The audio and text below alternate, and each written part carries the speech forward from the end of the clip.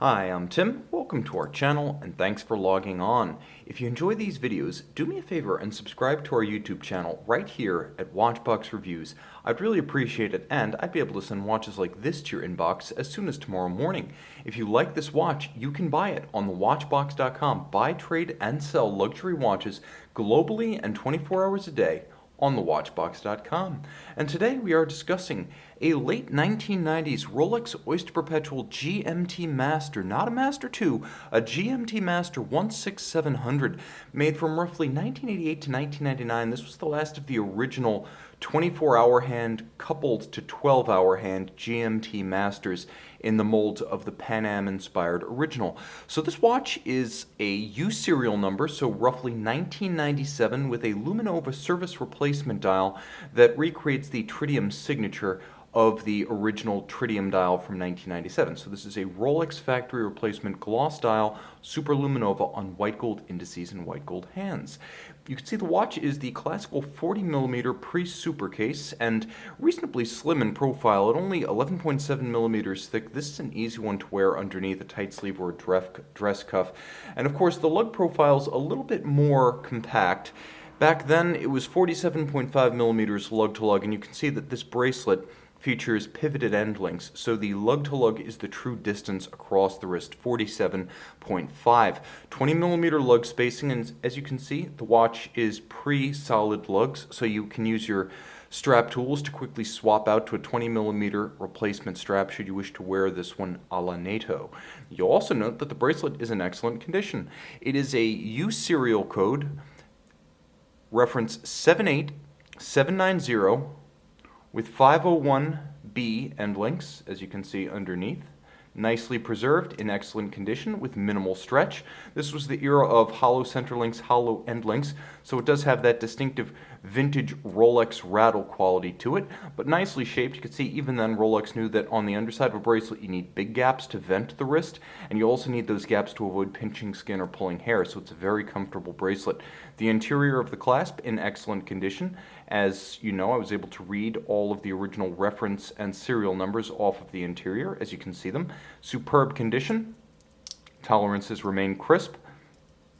Clamshell remains tight, and you can execute micro adjustments using the same strap tool that removes the strap from the watch.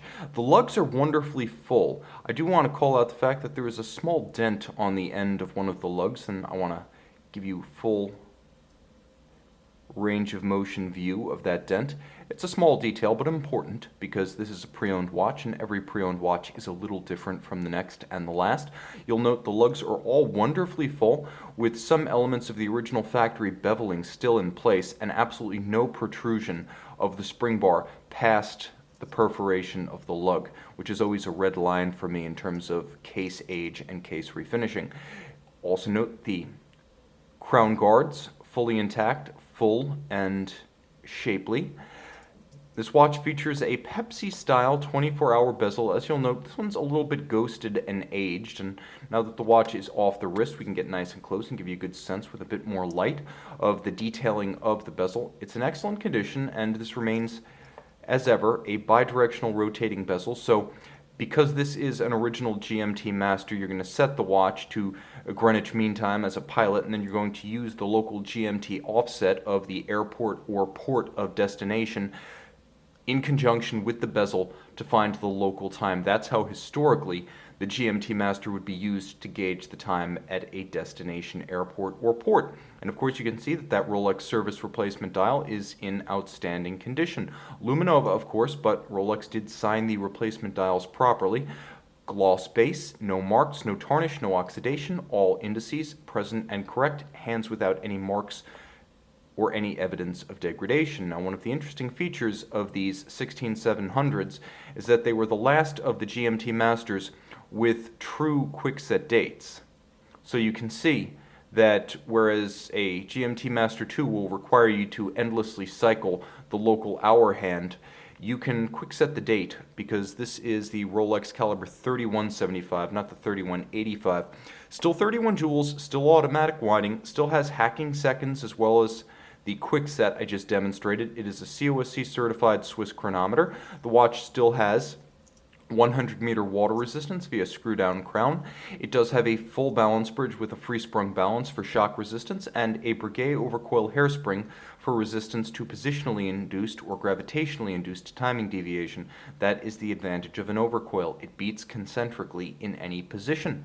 The timepiece, in wonderful physical shape with almost all of its original metal, has really only one major external defect, and it is that dent in the lug. But the timepiece is also emerging vintage. 1997, can you believe, 21 years ago already. This one's all of a piece, visually iconic, quite handsome, and delightfully proportioned if you're not into modern Rolex GMT C case profiles. You can see this one and make it your own on the watch box. And we are back with the Rolex GMT Master 16700. I promised you a full Rolex factory service dial with Luminova, and you can see, sure enough, tritium signed and thus period correct in form, but in substance, you'll note that this one is fully readable by night. You can see it by day on the watch box.